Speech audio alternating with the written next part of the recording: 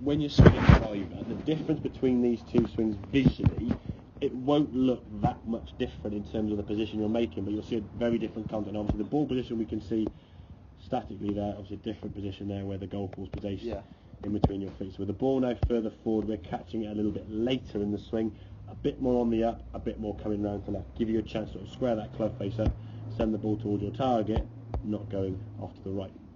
Now when a few shots do go to the right, you will see on this one on the left hand side where you try to hit the golf ball a little bit to the left there, and the contact we get as a result of that, when we come down, good backswing, you start pivoting around your left hip a little bit this way, and you see you nobble the sort of back end of the club here. That's going to hit the golf ball there now. The club's actually gone past the golf ball.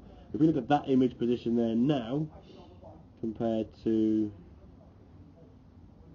that, it doesn't look really to be that much difference in the two. It's just your weight shift is just sufficiently enough to go this way to get a more solid contact.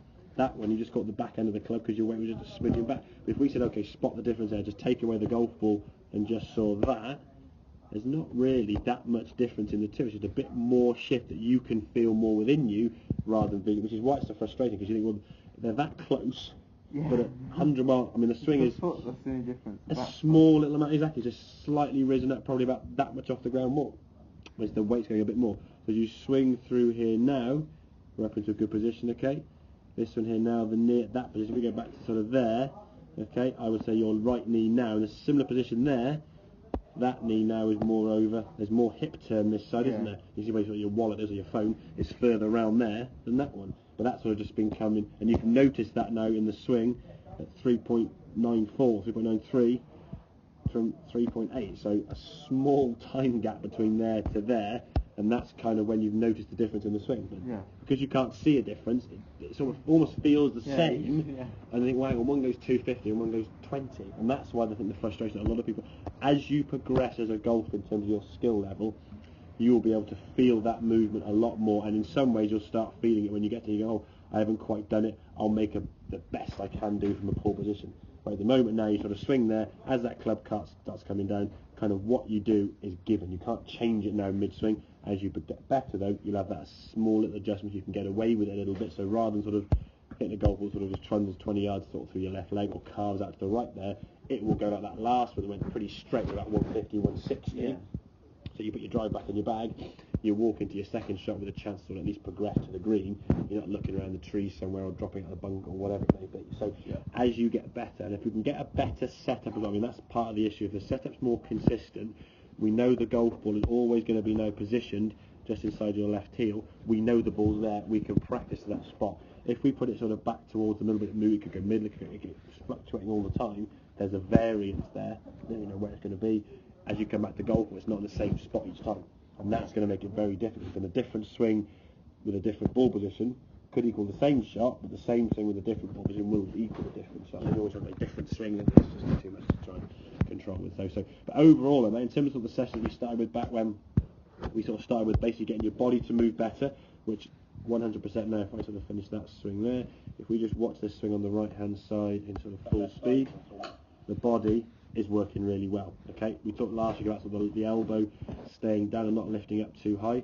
That position there for me now, that left elbow is a smidgen high, but not too bad. It's certainly better than where it was sort of lifting up off the shoulder there and almost bending a little bit this way. So it's a much better position there now in terms of releasing the square and the club face up. We're getting in a good position and the body's there working with that. I think it's just a question now sort of moving forward, understanding when you use that club, when do you need to use it, when do we definitely not need to use it, and taking the right club, because so many times golfers, they'll score badly because they're taking the wrong club.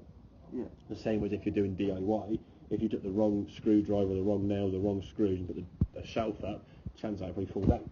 If you're really skilled at DIY, you can get away with it and probably make a bodge job and it wouldn't know any difference, okay? But if you're not highly skilled, and we're talking like sort of professional level now, you use the wrong club on a golf course, you don't get a good result. Okay, you might have some good shots but end up in rubbish because you're taking the wrong club, or the club itself you'll take is not really designed for the shots right ahead of you. So understanding that sort of thought process, which we'll do on the golf course more often as we go forward now, looking at sort of like, okay, what do you do, the decisions you make before you play the shot, how far have I got, what club I'm going to take, what swing am I going to make to make the golf ball go the distance I want to, and all these sort of things, so you don't start thinking about your technique. Your technique kind of for the day is given to you that day, and it's going to change from day to day But as you progress and practice, you will learn to keep a sort of more consistent sort of movement. All right. On the golf course, you're going to think better, because none of my golfers I teach can swing the golf ball like McIlroy or Tiger Woods or Dustin Johnson, but we've all got the capacity to think like that. We can all think more professionally and do the right thing rather than sort of just whack a driver and hope for the best and see where it goes. Be more proactive rather than reactive. Don't hit a golfer and go, right, okay, it's in the trees, no. What do you know? I'll whack it out, it's in the rough, no. Okay, I'll whack it out, it's in the bunker, no. I'll whack it out. Think about planning yourself around the golf course so you can beat your dad. Okay? Sound good? Got right, a couple more to make, and then we'll have a look till they go. Again, that consistency of strike definitely going to be key with that club. No point in 1 250, then one that goes 50 yards in the trees, is there? So